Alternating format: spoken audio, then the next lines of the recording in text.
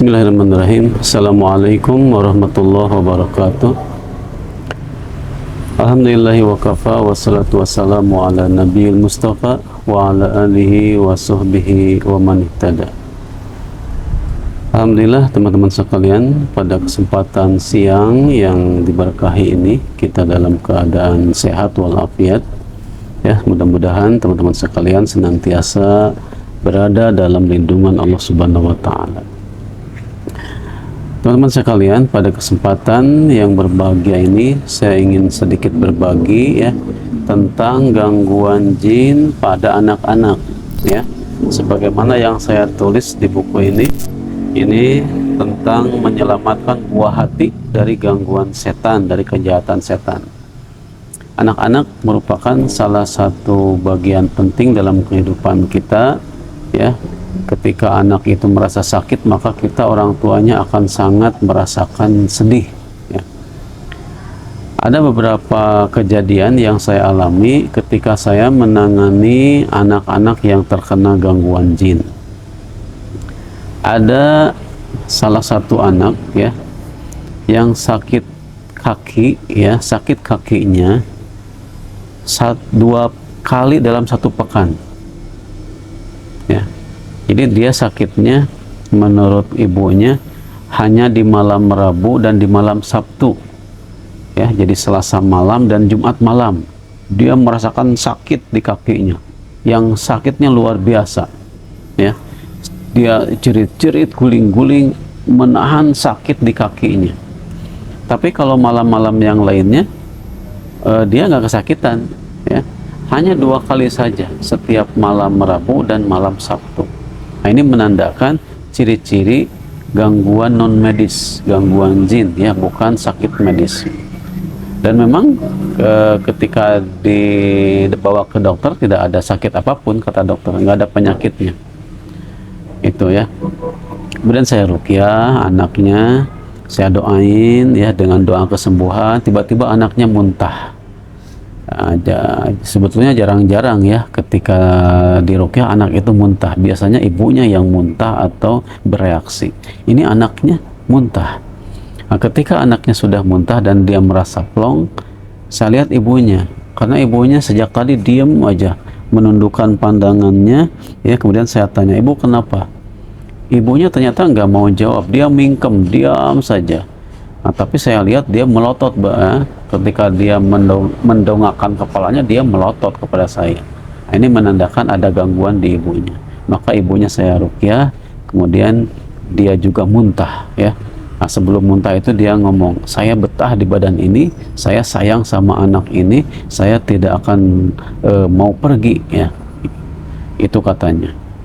Kemudian saya bujuk dan sebagainya sampai dia mau bersahadat dan mau keluar ya. Alhamdulillah sampai hari ini anak itu sehat walafiat dengan izin Allah Subhanahu wa taala. Kemudian yang kedua, ada pengalaman mengobati anak itu. Ada anak bayi ya, bayi usia 1 bulan, dia kejang 3 kali dalam sehari. Jadi dia udah 3 hari kejang-kejang, kejangnya 3 kali dalam 3 hari ini, 3 kali ya, pagi, siang, sore gitu, tanpa demam. Jadi badannya tidak demam, tidak panas, tidak ada sakit yang lain. Dibawa ke dokter juga nggak ketahuan apa penyebab kejangnya. Kemudian saya datang ke rumahnya, saya lihat anaknya sedang tidur lelap, maka saya ruqyah ibunya. Ketika ibunya dibacain ayat-ayat ruqyah, dia menggigil kayak kedinginan gitu, kemudian dia nangis dan muntah. Kemudian selesailah proses ruqyahnya dan saya pulang. Beberapa hari kemudian ibunya nelpon bahwa sejak di ruqyah itu anaknya sudah tidak kejang lagi. Nah, ini juga menandakan bahwa itu sakitnya non medis. Kejangnya bukan karena gangguan medis, tapi karena gangguan non medis, yaitu dalam hal ini saya berkeyakinan gangguan jin yang mengganggu anak itu atau mengganggu di rumahnya. Bahkan ada yang lebih spesial lagi ya, lebih parah maksudnya ya. Jadi bayi baru lahir ya, baru lahir di hari pertama itu bayi panas, demam tinggi. dibawa ke dokter, dirawat sampai beberapa hari, panasnya nggak turun-turun. Masya Allah, ini dengan izin Allah Subhanahu wa Ta'ala. Bayi baru lahir, ya, demam tinggi, panas, itu sebetulnya jarang-jarang. Ya. Sampai 1 pekan di rumah sakit, di opnam, itu nggak kunjung turun panasnya. Maka sang ayah menelpon saya, dan saya berkunjung ke tempat anak itu dirawat, tentu dengan ibunya, ya, bareng-bareng satu kamar PIV. Bapaknya ada, ibunya ada, anaknya. Saya bilang, anaknya saya doain saja, saya doakan, doa kesembuhan. Kemudian mana ibunya? Saya bacakan di ibunya ayat-ayat ruqyah. Tiba-tiba ibunya menggigil, ya, menggigil, nangis, jerit-jerit, ya, teriak-teriak, ya. Sampai lama itu si ibunya nangis, jerit-jerit, merasa panas dan merasa ada hal yang di luar kontrolnya, ya. Saya bilang, ya, ini gangguannya ada di ibunya. Anak ini hanya media saja yang dijadikan pemancing ibunya kesel, marah, sedih, kecapean, kelelahan dan sebagainya. Ya, itu biasanya jin nasab, ya, jin yang pernah punya akad dengan leluhurnya untuk menjaga. Modusnya menjaga padahal mengganggu. Alhamdulillah, ya, sejak saat itu panasnya turun, kemudian bisa pulang ke rumah, dan anak itu biasa sebagaimana anak yang lainnya, sembuh, sehat dan normal, ya. Alhamdulillah. Tentunya semuanya dengan izin Allah, karena kita hanya berdoa, kita hanya memohon munajat kepada Allah untuk kesembuhan, karena doa-doa kesembuhan itu sudah Rasulullah ajarkan kepada kita, baik doa-doa dari hadis ataupun bacaan-bacaan Al-Quran. Teman-teman sekalian, ini ada lagi satu lagi yang keempat, ya. Anak ini sakit gatal-gatal, biduran, jadi semua badannya bengkak-bengkak, ada biduran, ya, biduran seluruh badan semuanya, dari tangan sampai kaki, apalagi di badannya. Cuman anehnya, ketika anak ini diobati oleh dokter, dokternya merasa heran karena sesuai SOP, ya, dikasih obat, kemudian kontrol lagi, harusnya ada perkembangan yang bagus, tapi nggak ada perubahan. Lalu ada keanehan yang lain, ketika si ibunya mengolesi badan anak itu dengan minyak telon atau kayu putih, ya, maka dari bekas usapannya itu suka ada rambut panjang, kadang 1 jengkal, kadang setengah jengkal, gitu, ya. Rambut panjang, kadang-kadang rambutnya putih atau hitam, ya.